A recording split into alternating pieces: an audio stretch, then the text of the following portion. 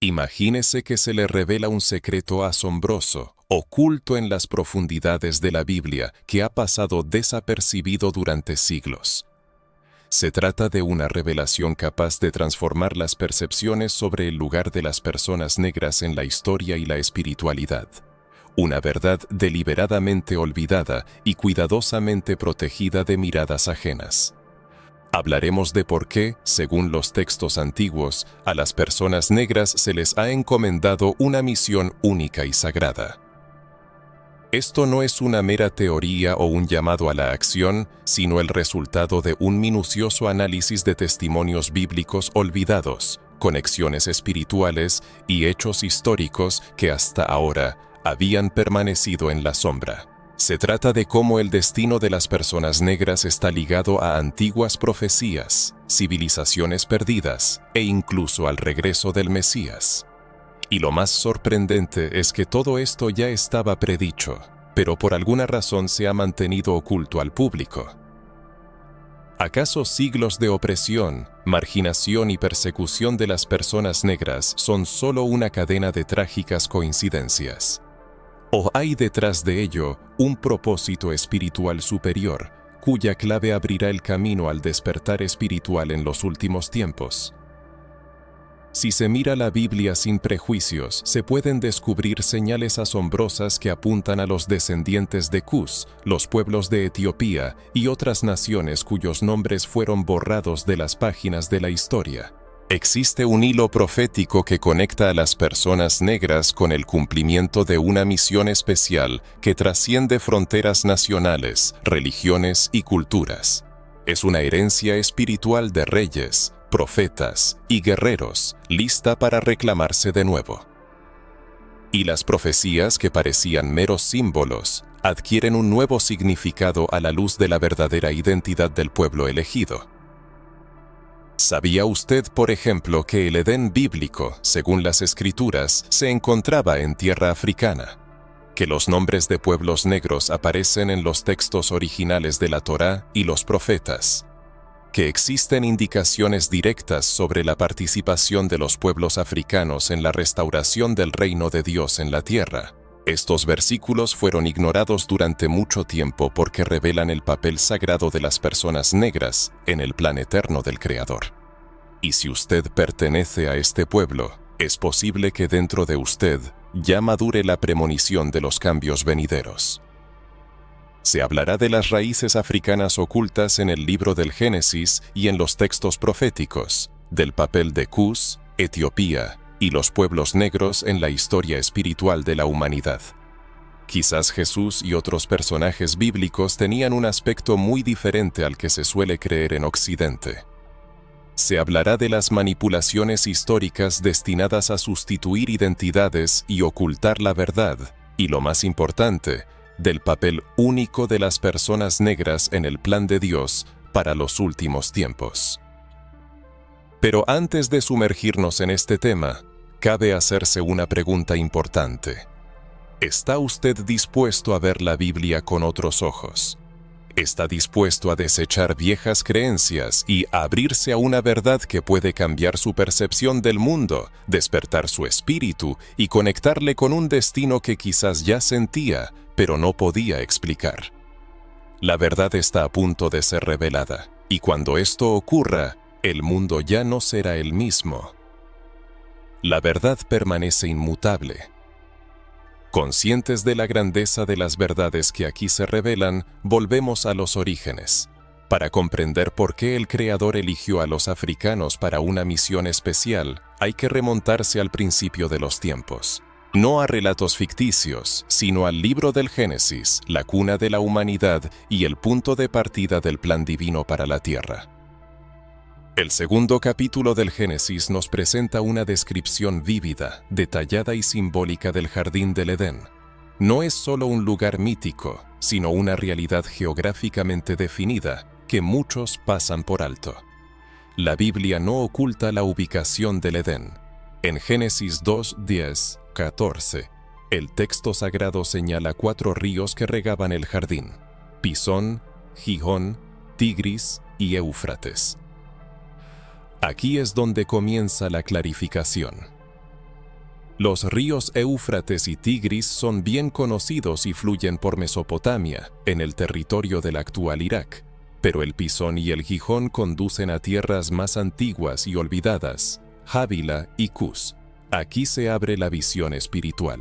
Según las interpretaciones bíblicas y los mapas antiguos, Cus corresponde a la Etiopía moderna y parte de Sudán, es decir, al continente africano. El nombre Cus aparece repetidamente en las escrituras como una indicación directa de origen africano. Esto no es una alegoría, sino una geografía bíblica que cambia nuestra percepción. Si el Edén estaba bañado por ríos que fluían a través de estas tierras, el jardín de la creación no se encontraba en Europa, sino en el corazón mismo de África. El origen bíblico de la humanidad apunta al continente africano como tierra sagrada, el primer lugar de habitación donde Dios estableció al hombre, creado por sus propias manos. Imaginen cómo esta verdad afecta a las ideas comunes que se nos inculcan desde la infancia. ¿Con qué frecuencia hemos visto representaciones de Adán y Eva como europeos? ¿Cuántos artistas han colocado el Edén en una tierra neutral sin adscripción racial? Esto se hizo intencionadamente. No fue un simple recurso artístico, sino una manipulación que separó a los africanos de su origen divino. Cuando un pueblo olvida sus raíces, también pierde su sentido de propósito. Esta fue una estrategia diabólica, privar a los africanos de su conexión con su origen sagrado para que no tomaran conciencia de su llamado profético. El problema no está en la Biblia, sino en la falta de voluntad de la gente para ver la verdad. Durante siglos, intérpretes blancos, teólogos eurocéntricos e instituciones religiosas han distorsionado, ocultado o menospreciado la conexión espiritual y literal entre la Biblia y el continente africano. Cus, Misraim, Canaán, descendientes de Cam, hijo de Noé, dieron origen a los pueblos que habitaban las tierras que conocemos como África y el Próximo Oriente. Pero con el tiempo estas figuras fueron representadas de otra manera, como si no tuvieran relación con los africanos. Incluso Moisés fue blanqueado. José, que vivió en Egipto, es retratado con rasgos europeos. Incluso Jesús, en las representaciones modernas, rara vez aparece como un hombre semita del primer siglo. Todo esto generó una profunda ruptura entre los africanos y su herencia espiritual. La Sagrada Escritura, siendo la piedra angular de la herencia espiritual, fue creada en un entorno afroasiático. Una parte significativa de los personajes bíblicos interactuó con pueblos de piel oscura, se casó con ellos, y muchos de los reinos mencionados en las Escrituras estaban ubicados en regiones africanas. Esto no es una mera suposición, sino un hecho histórico, arqueológico y textual. En el libro de Jeremías se menciona a Ebed-Melech, un etíope, como un hombre digno del favor de Dios por su devoción. En Sofonías 3:10 se dice: «Desde más allá de los ríos de Etiopía, mis adoradores, mi pueblo disperso, me traerán ofrendas». ¿Cómo pudieron pasarse por alto estos hechos durante tanto tiempo? Esta revelación tiene una enorme importancia, ya que restituye una verdad oculta durante siglos de colonización religiosa y olvido histórico. Al profundizar, comprendemos que las personas negras no solo estuvieron presentes en la historia bíblica, sino que desempeñaron un papel central en muchos acontecimientos divinos, desde el libro del Génesis hasta las profecías escatológicas. No es casualidad que las culturas africanas hayan conservado un profundo sentido de la espiritualidad, una estrecha conexión con el mundo invisible, una sensibilidad hacia lo espiritual que muchas otras culturas han perdido. Esto no es una coincidencia, sino una herencia espiritual. Es importante comprender que el ocultamiento de esta verdad durante tanto tiempo atestigua su naturaleza sagrada, ya que todo lo que tiene un propósito divino encuentra resistencia. El enemigo no ataca lo que no tiene importancia, Los esfuerzos por borrar la conexión de las personas negras con el origen de la creación, con el jardín del Edén, con los profetas, reyes y el Mesías, son testimonio de algo importante, de algo que ya no puede silenciarse. La comprensión de la trascendencia de esta revelación genera inquietud. Muchos evitan discutir este tema en las iglesias, y a quienes se atreven a cuestionar las ideas tradicionales se les acusa de herejía, rebeldía o radicalismo. Esto sucede porque vivimos en un sistema creado para ocultar la verdad a quienes más la necesitan. Sin embargo, hoy este ciclo se rompe, y cada uno es parte de este proceso. El despertar es colectivo. Habiendo profundizado en el origen, es hora de avanzar, ya que lo que sigue mostrará que el origen fue solo el primer paso en un plan mucho más vasto y profundo. La raíz africana, que se remonta al libro del Génesis, no es un detalle insignificante ni una coincidencia geográfica, sino una clave espiritual. Al hablar de raíz, nos referimos a la genealogía, la descendencia, la identidad espiritual. Para ello es necesario examinar atentamente uno de los momentos más importantes después del diluvio, la genealogía de los hijos de Noé. La Biblia dice que después del diluvio, los hijos de Noé, Sem, Cam y Jafet, repoblaron la tierra. Sem dio origen a los semitas, incluidos los judíos, Jafet a los pueblos del norte. Y Cam juega un papel clave en la comprensión de la historia. Cam es padre de 4 hijos, mencionados en Génesis 10, Cus, Mizraim, Fut y Canaán. Estos nombres, a menudo ignorados en los estudios bíblicos tradicionales, ocultan un mapa espiritual que lo cambia todo. Cus, un nombre que lo cambia todo. Cus no es solo un nombre histórico, es un símbolo de un pueblo, de un linaje rico y de una cultura milenaria arraigada en las profundidades del continente africano. Este nombre, que resuena en los textos bíblicos, se asocia invariablemente con tierras que abarcan la Etiopía actual, Sudán y los territorios adyacentes. Profetas como Isaías, Jeremías y Sofonías mencionan a Cus como un eco espiritual que atraviesa los siglos y llega hasta nuestros días. Pero ¿por qué es esto tan significativo? Porque atestigua que los africanos no son meros extras en el plan divino. Estuvieron presentes desde el principio, y esto no es una casualidad. Piense, ¿podría el Todopoderoso establecer los cimientos de la humanidad en África, crear al primer hombre de tierra africana y luego, después del diluvio universal, designar una rama entera de los descendientes de Noé, Cora, Cam, vinculándola de nuevo con el continente africano? Esto indica una pauta, una intencionalidad y un propósito. Y este propósito, grabado en las Escrituras, permaneció oculto durante mucho tiempo. Al considerar a Mizraim, otro hijo de Cam, se revela una comprensión aún más profunda. Mizraim es el nombre hebreo de Egipto. Sí, del mismo Egipto donde José alcanzó el poder, donde creció Moisés, donde el pueblo judío fue esclavizado.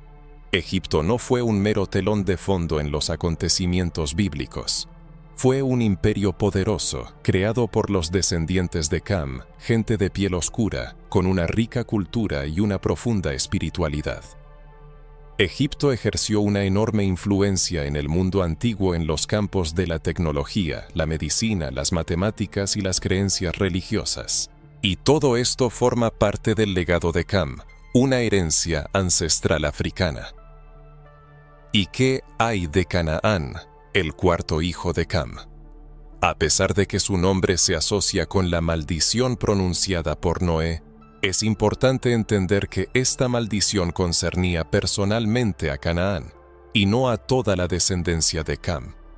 Sin embargo, a lo largo de los siglos este pasaje fue distorsionado para justificar la esclavitud de los africanos. La falsa afirmación de una maldición que supuestamente pesaba sobre todo el linaje de Cam se convirtió en la base de la opresión, la segregación, la colonización y el genocidio cultural. Pero la verdad es que ni Cus, ni Mizraim, ni Fut fueron malditos. Al contrario, Estos pueblos prosperaron, crearon reinos poderosos y mantuvieron una profunda conexión espiritual con el mundo invisible. Esto demuestra que las raíces africanas de la humanidad son también un camino hacia la espiritualidad. Y los africanos, a pesar de todos los intentos de borrar su identidad, siempre han llevado consigo esta chispa. Por eso, incluso divididos por océanos, lenguas y culturas, los africanos, dispersos por todo el mundo, siguen expresando su fe, ritmo, alabanza, oración y resistencia de maneras únicas. Esto no es solo cultura, es un ADN espiritual, un sello dejado por el propio Creador. Las raíces africanas que se originan en el libro del Génesis y permean los textos proféticos nunca fueron destruidas, solo fueron ocultadas y ahora están siendo sacadas a la luz. Queda claro que no se trata solo de historia, sino de identidad espiritual. Los africanos no fueron creados para la esclavitud, fueron elegidos para ser una señal, un recordatorio viviente de los orígenes, participantes activos en la restauración del plan divino. Y cada vez que alguien despierta a esta verdad, el reino de las tinieblas se estremece, porque el tiempo de la ignorancia llega a su fin. El velo del misterio se descorre lenta pero inexorablemente. Quizás surja la pregunta legítima: ¿por qué esta verdad innegable ha permanecido tanto tiempo en la sombra? La respuesta reside en su fuerza explosiva. Porque la conciencia de un pueblo sobre sus verdaderas raíces conlleva inevitablemente el descubrimiento de su elevado destino.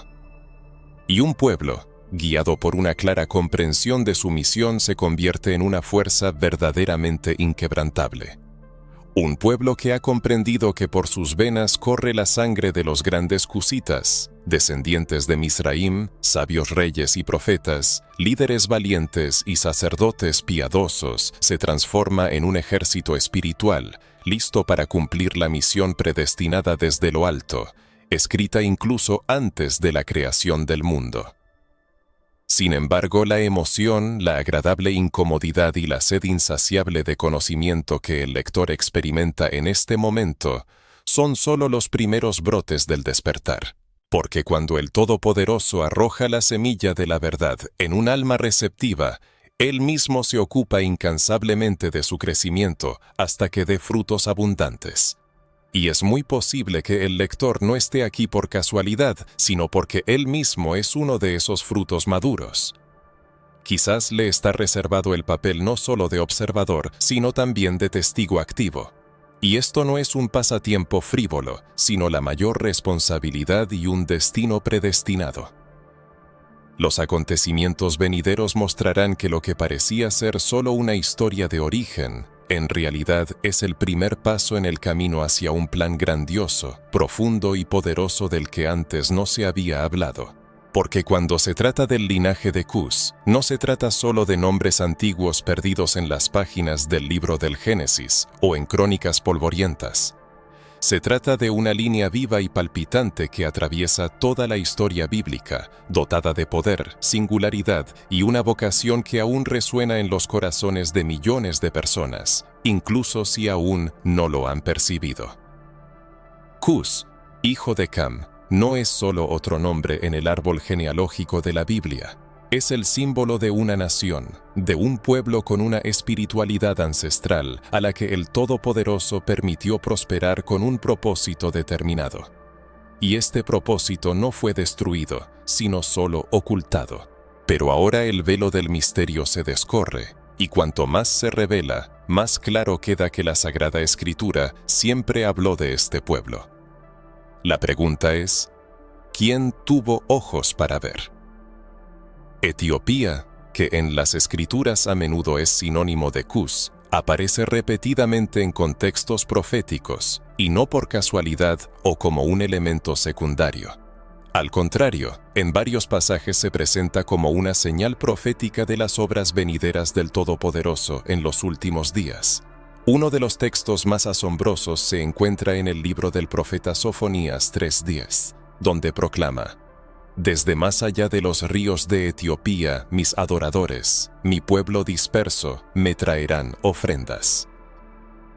Este versículo posee una fuerza espiritual increíble, pues habla de un regreso, de adoración y de un pueblo disperso.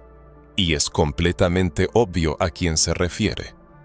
Las personas negras, arrancadas de sus raíces, dispersas por todo el mundo, separadas de su historia, empiezan a recordar.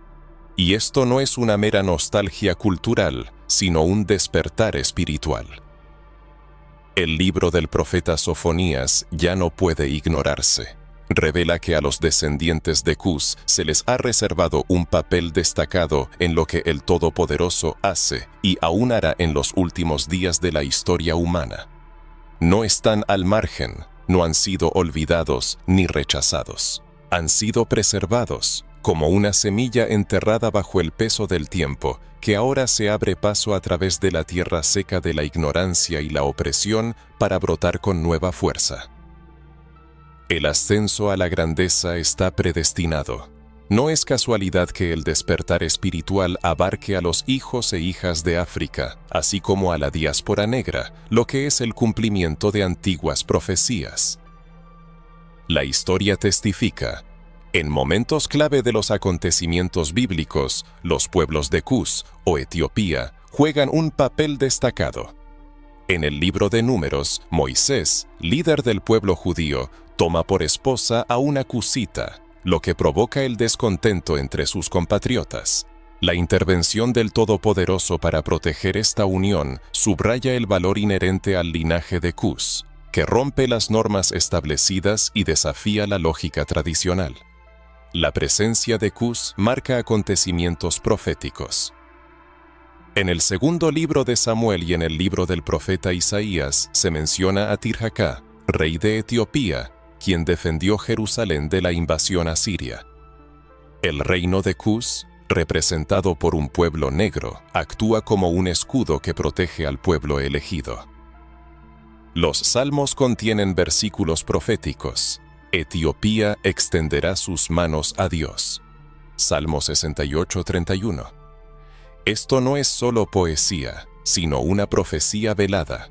El pueblo negro ocupa un lugar central en la Biblia, no secundario.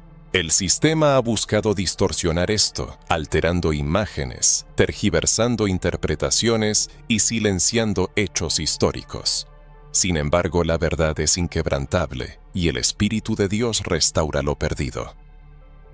Hoy, este llamado se manifiesta en los descendientes de los antiguos reinos negros, dispersos por América, Europa, el Caribe y otras regiones, que están experimentando un tiempo de retorno, predicho por las profecías. Es un retorno a la identidad, la fe y el propósito. Este movimiento espiritual que trasciende los marcos políticos y sociales actúa de manera invisible pero palpable, profunda y divina. El retorno espiritual de los descendientes de Cus es parte del plan profético para restaurar la verdad en todas las esferas. La voz del pueblo negro es fuerte en el mundo espiritual y está siendo reactivada no por sistemas, sino por el propio Dios. El llamado al despertar, la sed de conocimiento y la inquietud en las almas de aquellos que sienten esto pero no pueden explicarlo, encuentran expresión en este mensaje. Dentro de cada persona yace un código espiritual, conectado con Cus, Etiopía, los ríos del Edén y las antiguas promesas, esperando su momento. Quizás surja la pregunta, ¿por qué no he oído hablar de esto antes? Las profecías se revelan a quienes poseen discernimiento y la capacidad de escuchar. Si el corazón responde a este mensaje, significa que la persona es parte de este movimiento.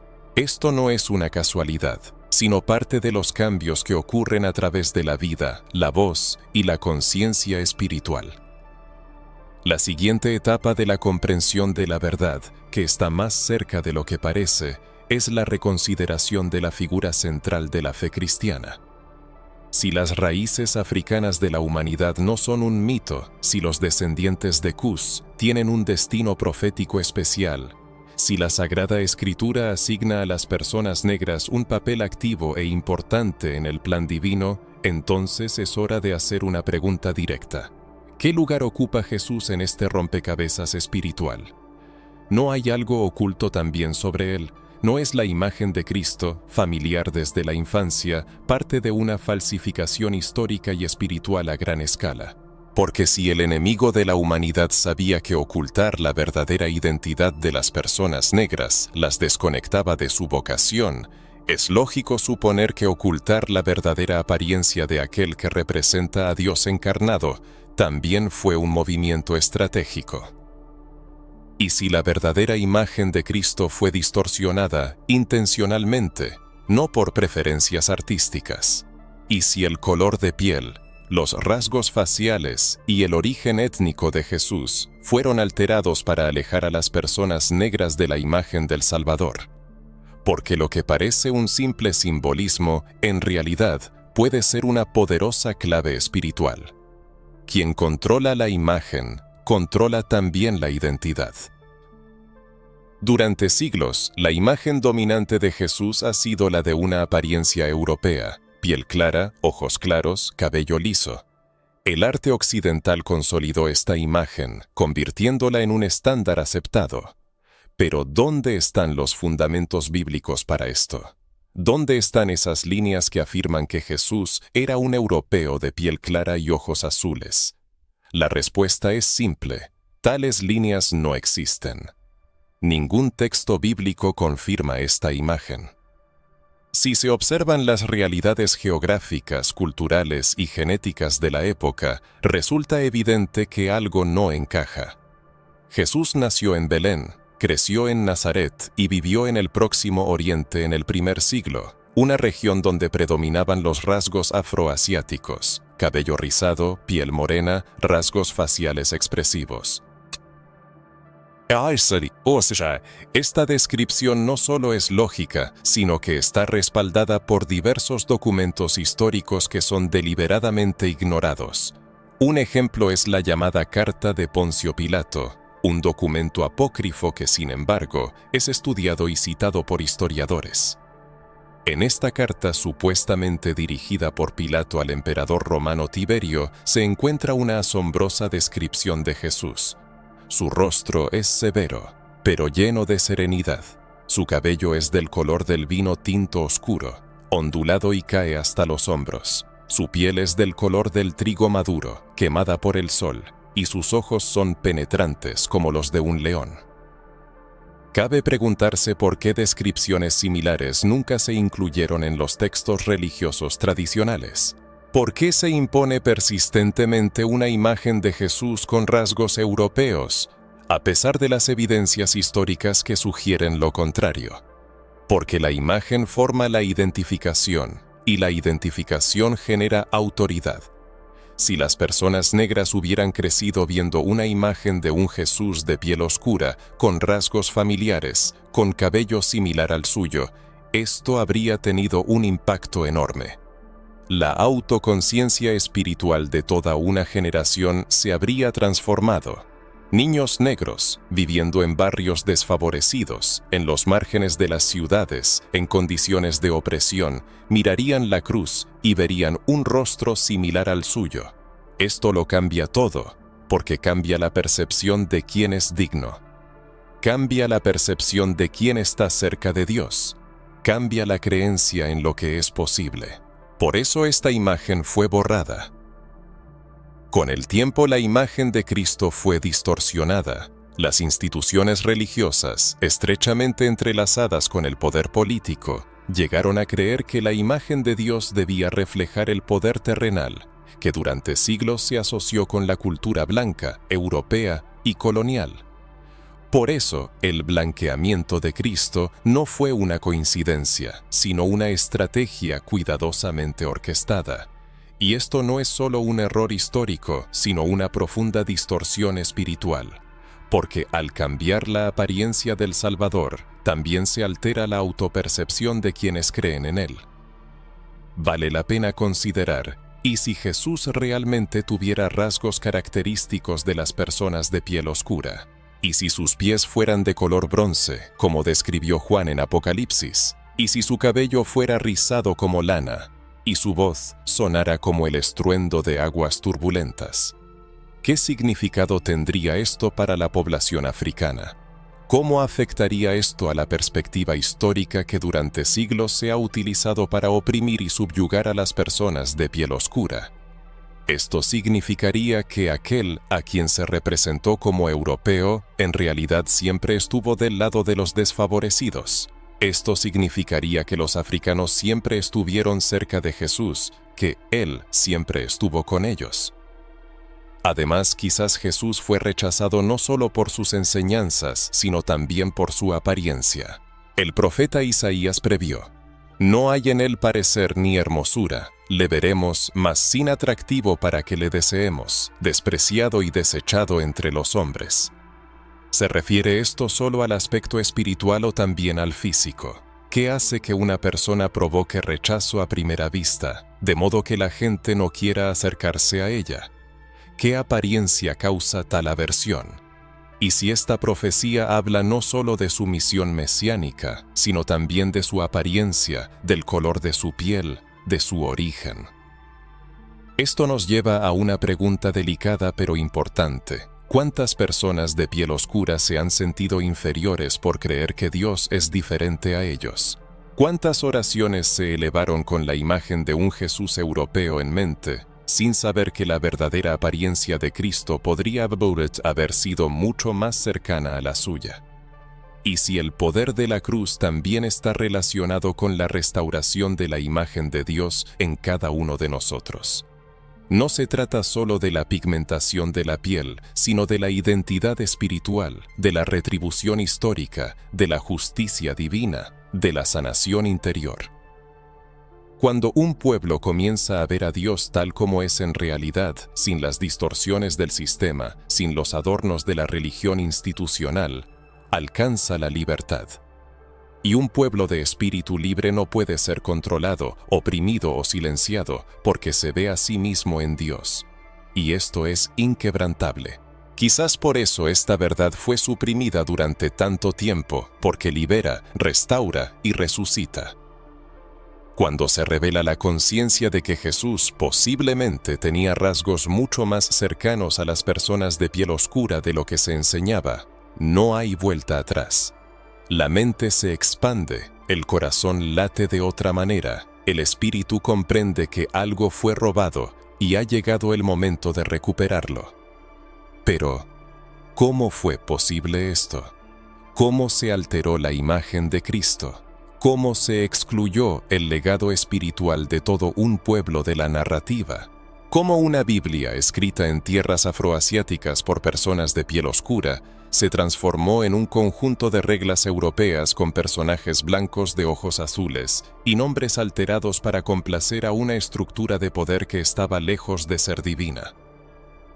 Para comprender las razones por las cuales las personas de piel negra pueden no encontrar un reflejo de su identidad en la Biblia, es necesario abordar una de las páginas más trágicas en la historia de la espiritualidad humana: la distorsión deliberada de la verdad por parte de una poderosa religión institucional. En los primeros tiempos, la fe era una fuente de ideas revolucionarias, liberación y vitalidad, estrechamente ligada a la vida cotidiana de las personas. Sin embargo, con el crecimiento de la influencia del Imperio Romano, la colonización europea y la alianza entre líderes políticos y la Iglesia, lo que debía ser un camino hacia la luz, se convirtió en un instrumento de opresión. Cuando la religión se alía con el imperio, su prioridad no es la búsqueda de la verdad, sino la retención del poder. Y para ello, es necesario reescribir la historia, cambiar imágenes, ocultar nombres y destruir rastros del pasado. Esto es precisamente lo que sucedió. La identidad del pueblo elegido fue deliberadamente alterada para satisfacer intereses políticos. Los rostros de los profetas fueron reemplazados por imágenes de aristócratas. Los pastores nómadas se convirtieron en príncipes de piel clara. Las antiguas historias de personas negras fueron reescritas y presentadas de forma distorsionada. Estos cambios no fueron solo estéticos, sino que tuvieron un profundo significado espiritual. Cada vez que se mira una imagen que no refleja la propia esencia, inconscientemente, se siente uno como un extraño. Y esto fue parte de un plan insidioso, hacer que las personas negras fueran ajenas a la propia Biblia. Prueba de ello son las pinturas que durante siglos adornaron los vitrales de las iglesias europeas. Con qué frecuencia se podía ver a Moisés con la apariencia de un guerrero celta, a David con el rostro de un campesino inglés o a Salomón con los rasgos de un noble francés. Incluso el propio Cristo, que vivió en una región desértica y cálida, rodeado de pueblos semitas y africanos, fue representado como si hubiera nacido en los Alpes suizos. Esto no es una casualidad, sino una estrategia deliberada de alienación espiritual. Las distorsiones no solo afectaron las imágenes, las traducciones bíblicas también fueron ajustadas por motivos políticos y raciales. Términos como etíope, cusita y otros fueron reemplazados, ignorados o suavizados. Las palabras que indicaban el color de la piel, la ubicación geográfica y la afiliación cultural fueron sustituidas por frases generales. En lugar de adherirse al texto original, muchos traductores prefirieron adaptar el contenido para que se ajustara a los intereses de la cultura dominante, la blanca europea imperialista. De este modo, se borraron siglos de herencia africana plasmada en las Sagradas Escrituras. Es difícil admitirlo, pero es necesario. La Iglesia, como institución, participó activamente en este proceso de borrado. No toda la Iglesia, sino solo aquella parte que se unió con el poder de los reyes, la riqueza de los conquistadores y los intereses de los imperios. Esta Iglesia erigió sus catedrales sobre las ruinas de la identidad ajena. Los misioneros viajaron a través de los océanos no solo para difundir el Evangelio, sino para imponer su nueva versión distorsionada. En esta versión, las personas negras eran representadas como descendientes de los malditos, indignos, lejanos de Dios, objetos de conversión, pero no sujetos de su propia fe. Por lo tanto, cuando las personas negras leen la Biblia y no se ven en ella, no significa que no estén allí. Significa que fueron borradas intencionalmente, eliminadas con precisión quirúrgica. Pero el Espíritu de Dios no calla. Él da vida a los huesos secos, levanta a los caídos y devuelve la memoria de lo olvidado, y ahora lo hace a través de este mensaje. La supresión de la verdad no la destruyó, solo la ocultó, pero todo lo oculto sale a la luz, y esto está sucediendo ahora. Estás recordando, conectando hechos dispersos y recuperando lo que fue robado, no solo en las escuelas, libros y sermones, sino en tu propia alma. Los cambios no se harán esperar cuando la conciencia penetre profundamente en la esencia de tu ser. Cuando te des cuenta de que los africanos no solo aparecen esporádicamente en las páginas de la Biblia, sino que son una parte integral de ella, todo cambia radicalmente. La comprensión de que la enseñanza religiosa que te fue presentada fue intencionalmente distorsionada para arrancarte de tus propias raíces, impulsa a la restauración de la fe sobre un fundamento sólido, basado en la verdad pura e inalterada. La buena nueva es que el Espíritu Santo no necesita permiso de las instituciones humanas para actuar. Se mueve libremente por la tierra, despertando a hijos e hijas cuyas voces han sido suprimidas durante muchas generaciones. Abre los ojos a líderes, jóvenes, madres, abuelas, pastores y gente común, llamándolos: volved, restaurad, reavivad. Ha llegado el momento de ocupar ese espacio espiritual que siempre les ha pertenecido por derecho. Quizás, al reflexionar sobre estas palabras, experimentes un espectro de emociones: ira por la conciencia del engaño, revelación por la claridad obtenida y esperanza por la comprensión de que aún hay una oportunidad para corregir todo. Y así es. Mientras haya aliento, hay posibilidad de redención. Y mientras haya verdad, hay un camino hacia la restauración. La verdad, como un poderoso río subterráneo, se abre paso a través de generaciones, superando las tierras áridas de la opresión, la ignorancia y el olvido. Los africanos están despertando, y este despertar no es una coincidencia, una moda pasajera o una reacción social efímera. Es el cumplimiento de antiguas profecías. Aquellos que poseen visión espiritual lo reconocen, ya que las Sagradas Escrituras, leídas sin filtros coloniales y religiosos preconcebidos, revelan una serie de profecías que apuntan a un tiempo como el que vivimos ahora. Un tiempo en que los humillados se levantan, los olvidados son recordados, los dispersos se reúnen y los silenciados encuentran su voz. Esto no es solo un renacimiento intelectual o cultural, es un despertar espiritual, un llamado que emana de las profundidades del alma y que no puede ser ignorado. Es como si el cielo mismo insuflara vida en los descendientes de Cus, Mizraim y Canaán, diciendo: no fueron creados para permanecer abajo, fueron elegidos para llevar un mensaje, una identidad, una herencia. Y lo más asombroso es que esta restauración fue predicha, registrada y proclamada mucho antes de nuestro tiempo. En el libro de Isaías, capítulo 18, encontramos una de las profecías más subestimadas, pero a la vez profundas, sobre África y su papel en los últimos tiempos.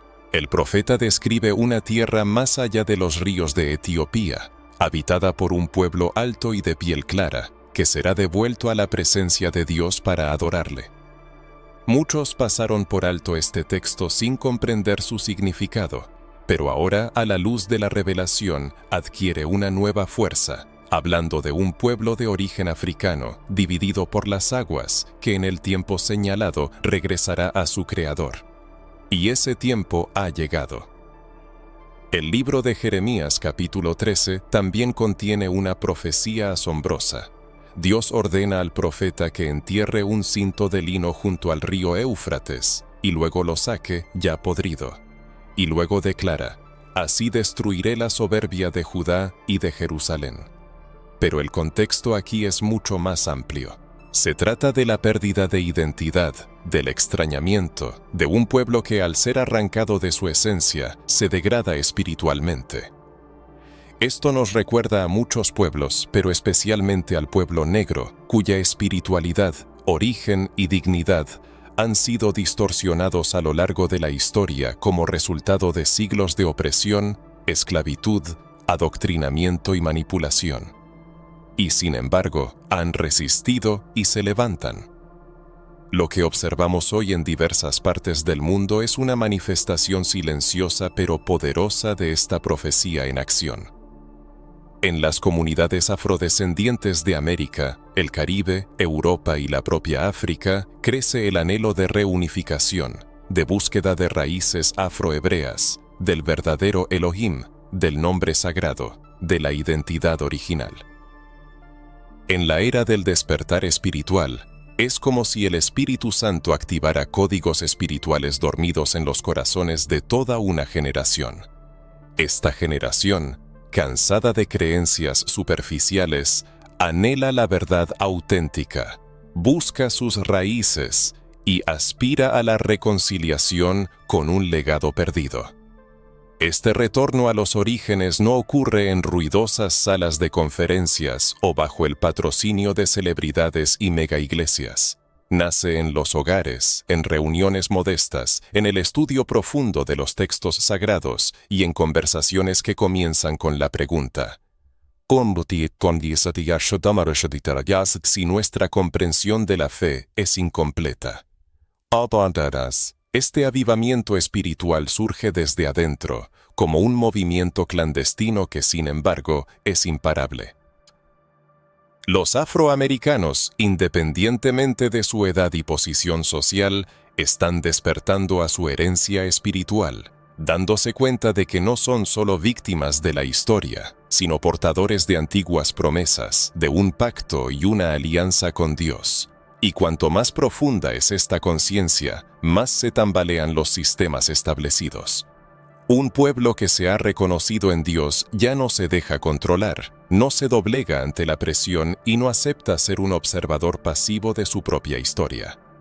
Toman el altar en sus manos, regresan a la palabra con una profundidad renovada, dejan de repetir ciegamente a otros y comienzan a descubrir la verdad por sí mismos, dándose cuenta de su papel en las profecías. Ya no están al margen, sino en el centro de los acontecimientos. Y este centro no es el poder humano, sino el propósito divino. Este avivamiento espiritual se manifiesta también en signos externos.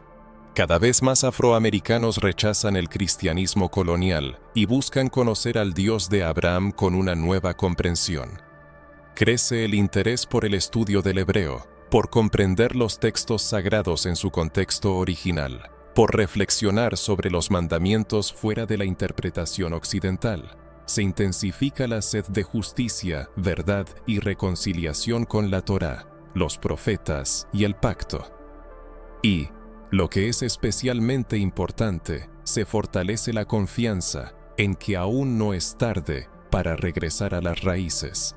Por muchas generaciones que hayan pasado, Dios sigue llamando, restaurando y aceptando a aquellos que fueron dispersados. Ha llegado el tiempo del regreso, el tiempo del despertar, el tiempo en que los ojos se abren no para la venganza, sino para la restauración de su auténtica identidad.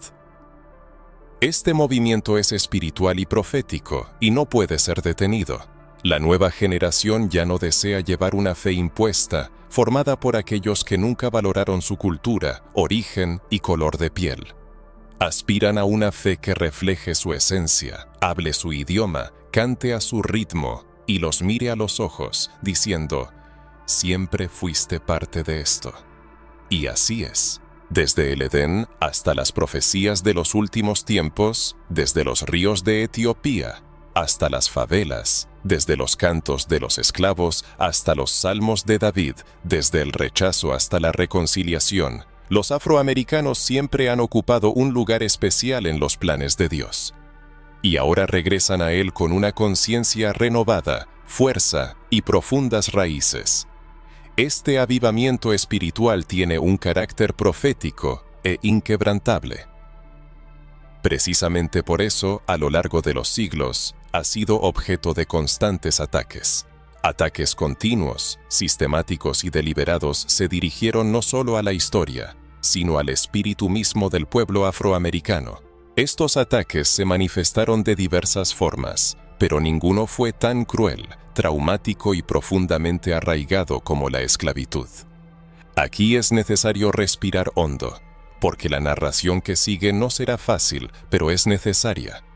La esclavitud, por muy cruel, sangrienta e inhumana que fuera, no puede verse solo como un capítulo político de la historia. Fue, ante todo, una estrategia espiritual.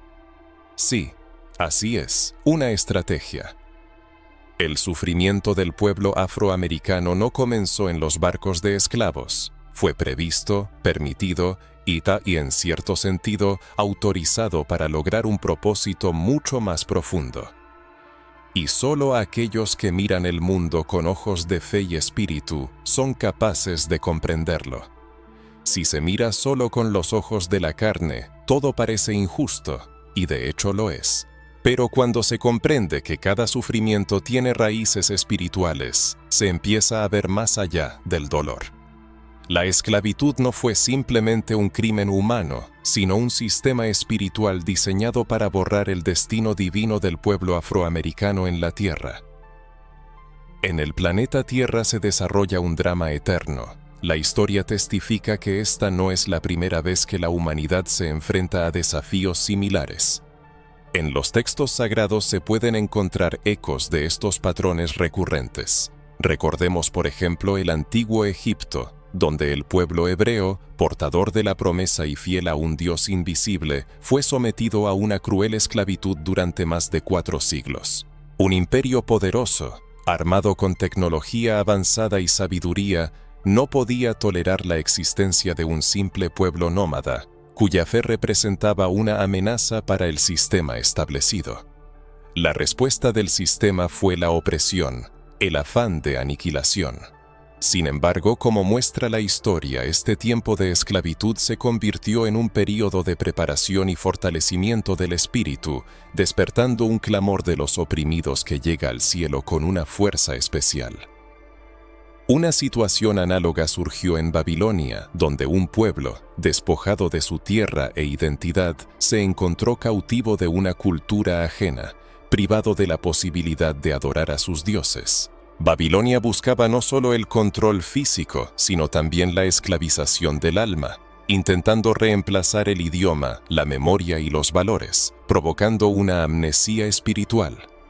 Al reflexionar sobre esto, no se puede dejar de trazar paralelos con el trágico destino del pueblo africano, arrancado de sus raíces y disperso por todo el mundo. Más de 4 siglos de esclavitud en América privaron a millones de personas negras de su tierra, historia, idioma, nombres y conexiones espirituales, reemplazándolos con dolor, humillaciones y una religión distorsionada que presentaba a Dios como blanco y a ellos mismos como malditos.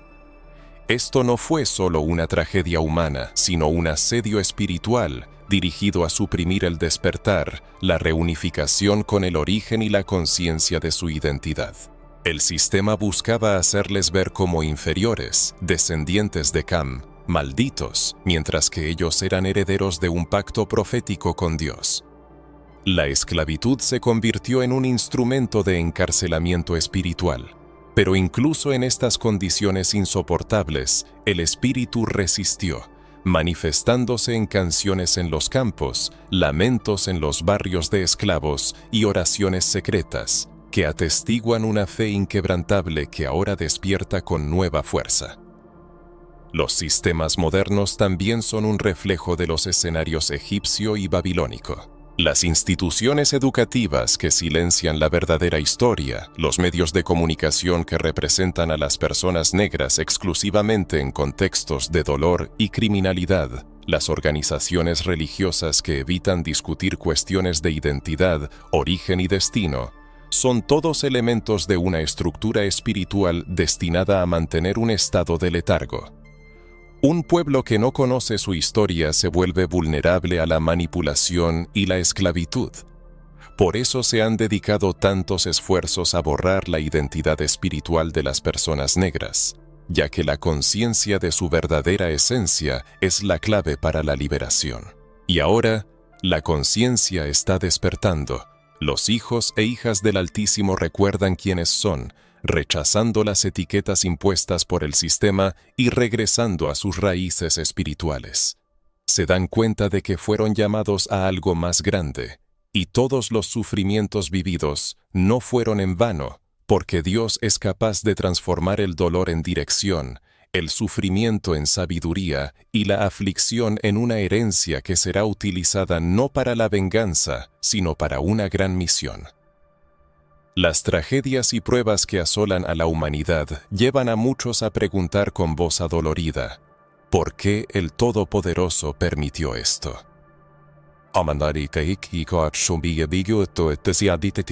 Esta pregunta será el punto de partida para reflexiones posteriores, ya que la comprensión de las causas del sufrimiento puede dar sentido incluso a las pruebas más difíciles.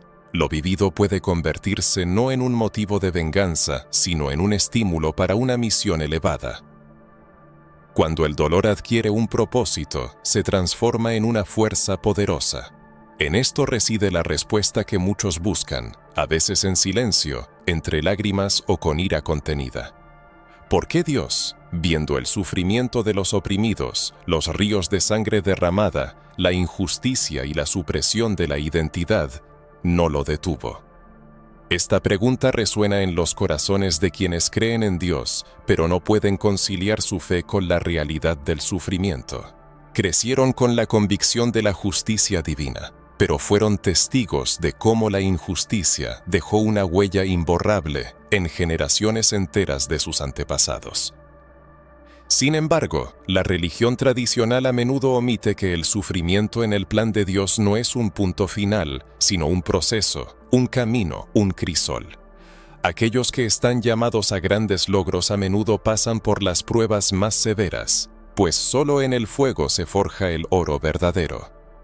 En un sentido espiritual, los afroamericanos son un pueblo probado por el fuego, purificado por el dolor, moldeado por el silencio y preparado por la opresión.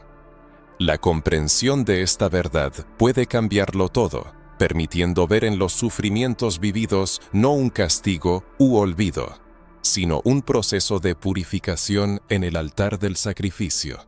En el Salmo 65:10 se dice: Nos probaste, oh Dios, nos refinaste como se refina la plata. El refinamiento es pasar por el fuego para eliminar impurezas, calentar hasta el límite, hasta que solo quede la sustancia pura. El salmista reconoce que Dios prueba, permitiendo el calor y la presión, pero no para destruir, sino para revelar el verdadero valor, para mostrar lo que está oculto dentro.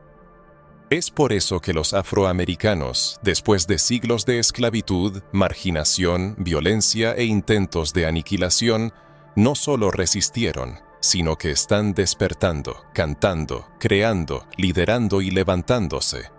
El crisol no destruye la esencia divina, solo la prepara. Muchos no se dan cuenta o no quieren reconocer que existe un papel profético destinado a aquellos que han sido formados por el sufrimiento, para aquellos que han atravesado la oscuridad de la historia, conservando su chispa espiritual.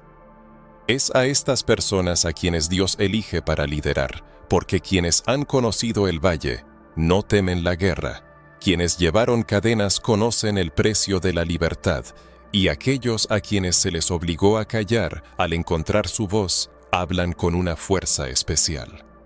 Actualmente esto es precisamente lo que está sucediendo. Dios está devolviendo la voz a un pueblo probado por el fuego, porque ha llegado el momento del liderazgo espiritual. Muchos anhelan un avivamiento, claman por movimientos de Dios, milagros y días de gloria, pero pocos entienden que el avivamiento más profundo nace de un pueblo que ha conocido el dolor. El verdadero clamor no surge de la comodidad, sino de un sentido de urgencia, de hambre y de anhelo por lo perdido que necesita ser restaurado. Los afroamericanos de todo el mundo llevan consigo este sentido de urgencia, hambre y un clamor ancestral que atraviesa los siglos, pidiendo justicia, reconciliación y la presencia de Dios. Por eso, muchos de los futuros líderes del avivamiento espiritual surgirán de la estirpe que el mundo intentó destruir, porque lo que el sistema rechazó, Dios lo preservó. La historia conoce muchos ejemplos de elegidos por el destino que pasaron por el crisol de las pruebas antes de revelar su potencial. Recordemos a Moisés, que recibió una brillante educación en el palacio del faraón, pero solo después de 40 años de deambular por el desierto, fue llamado por Dios para una gran misión. O a José, traicionado por sus hermanos, vendido como esclavo, olvidado en prisión, pero finalmente elevado a la cima del poder para salvar a todo un pueblo del hambre. Recordemos a David, un joven al que su propio padre no notaba, despreciado por sus hermanos, que perfeccionaba su habilidad en soledad, pastoreando ovejas, hasta que fue ungido rey. El patrón se repite una y otra vez. El Todopoderoso no mira la apariencia externa, sino el fuego interior que la persona ha logrado conservar, superando todas las pruebas. Y los afroamericanos, como nadie más, han experimentado este fuego. No solo resistieron, sino que se levantaron de espíritu, y ahora se alzan no con lemas vacíos, sino con una profunda comprensión de lo que está sucediendo. No solo con fuerza, sino con una clara conciencia del propósito. La esclavitud, la persecución, el silenciamiento de su voz fueron como golpes de martillo que moldean la arcilla. Y ahora, finalmente, el recipiente está listo. Ha adquirido la forma correcta, está lleno del Espíritu y listo para derramarse sobre la tierra con una nueva fuerza. Los talentos enterrados emergen, los sueños reprimidos cobran nueva vida. El sonido de oraciones antiguas, ahogado durante siglos, resuena de nuevo por todas partes. Y este sonido romperá las cadenas, porque es el sonido de un destino que se cumple. Pero aquí hay algo más. Los afroamericanos no fueron preparados solo para sí mismos. Están destinados a servir a otros, a ser mediadores, pacificadores, restauradores de lo que fue destruido. Porque quien ha experimentado el dolor sabe dónde está la herida. Quien fue esclavizado comprende cómo funciona el mecanismo de la opresión. Quien fue humillado posee la sensibilidad para apoyar a otros. Y por eso, el papel de los afroamericanos en la tierra no es solo resistir el mal, deben liderar. Encabezar una nueva era, ser los iniciadores de un avivamiento espiritual, un avivamiento de una fe que fue distorsionada, vaciada y profanada por el sistema. Este avivamiento no será artificial, no ocurrirá en templos lujosos. Nacerá de la propia tierra, en los márgenes, en las comunidades, en los patios, donde se revelará el verdadero rostro de Cristo. En los callejones, donde el sonido de la oración ahogará los disparos, en las pequeñas iglesias llenas de fuego verdadero, no de piedad ostentosa. Y muchos de estos líderes, estos avivadores, estos portadores de luz, serán afroamericanos, porque ya han pasado por duras pruebas. Y los cielos confían en aquellos que resistieron el crisol y no se quebraron. Estas palabras no son solo frases bonitas, son claves, son códigos, son declaraciones de que han comprendido una verdad que muchos aún intentan descifrar, que el dolor no es el final del camino, sino el comienzo de una nueva misión.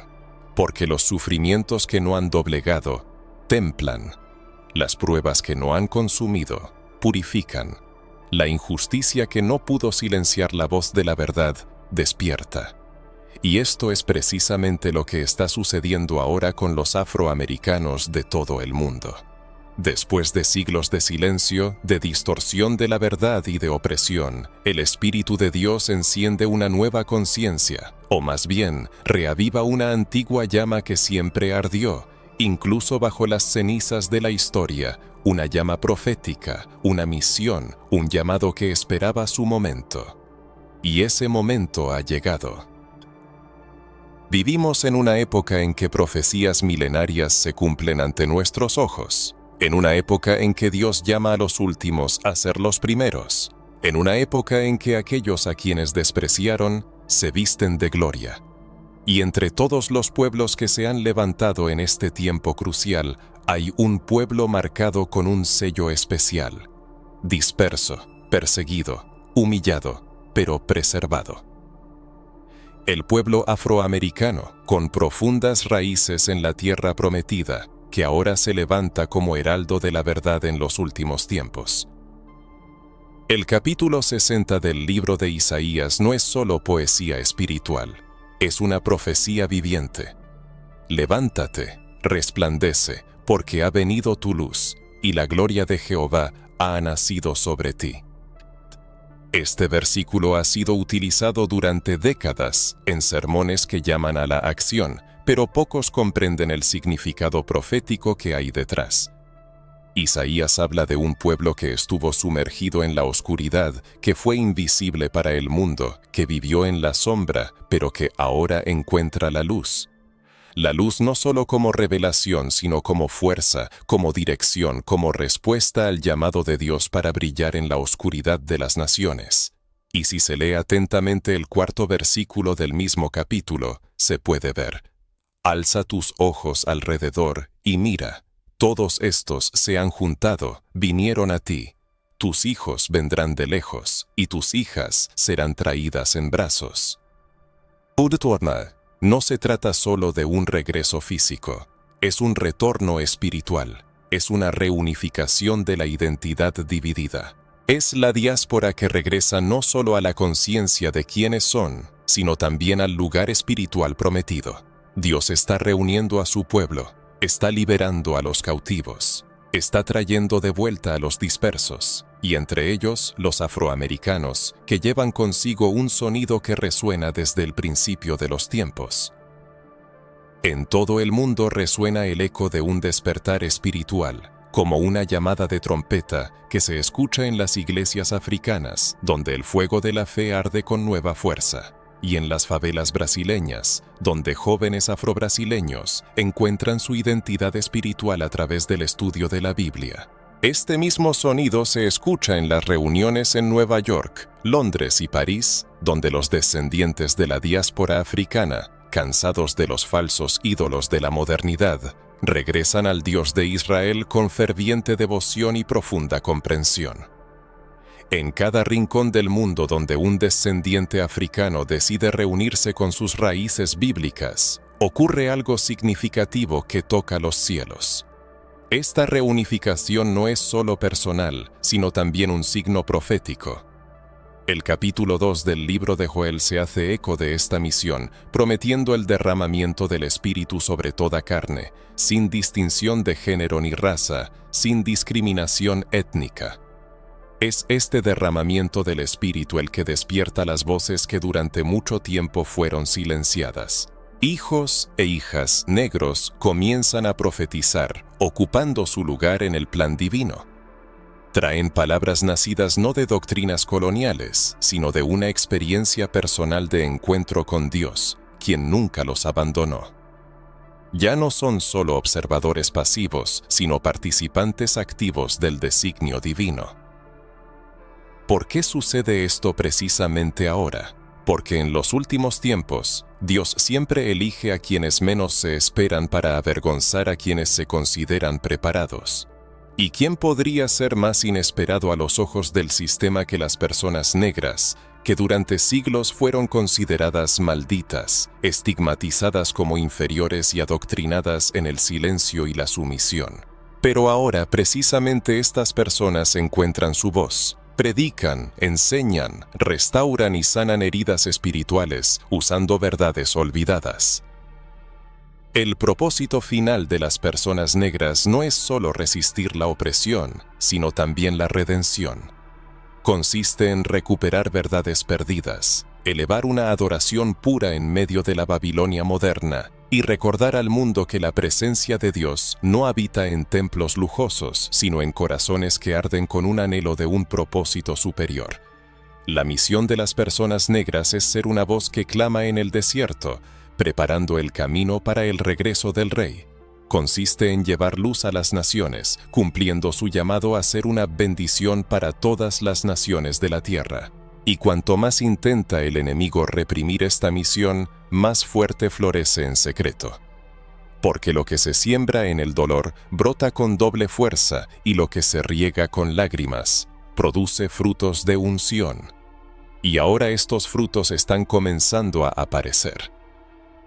Pastores, predicadores, artistas, líderes comunitarios, madres que oran y jóvenes que profetizan. Las personas negras están despertando, arraigadas en la palabra y guiadas por el Espíritu. No buscan la gloria, sino el propósito. Van donde la iglesia institucional ya no llega, alcanzando a los olvidados, heridos y dudosos. Y lo hacen con una fuerza especial, conscientes del precio que se pagó por su liberación. Lo que se está sucediendo ahora es algo más que los esfuerzos de individuos. Es parte de un plan concebido antes de la creación del mundo. Un plan en el que Dios exaltará a los que fueron humillados y los pondrá a la vanguardia de la última cosecha, del gran avivamiento y la restauración de todas las cosas. Y las personas negras, con toda su herencia espiritual, cultural e histórica, están en el centro mismo de esta misión. Si en alguien resuena esta idea, si la palabra misión enciende el alma, esto puede ser una señal de su participación en un capítulo decisivo de la historia. Quizás el pueblo de esa persona desempeña el papel de una voz profética que resuena en los últimos tiempos. Es importante comprender que estas palabras no son solo bellas figuras retóricas. Son afirmaciones espirituales, una especie de sellos que definen el lugar de uno en el proceso global. Son claves capaces de abrir puertas tanto dentro de la persona como más allá de ella. Ha llegado el tiempo que muchas generaciones esperaron. Si una persona escucha este llamado ahora, significa que ha sido elegida para un propósito especial.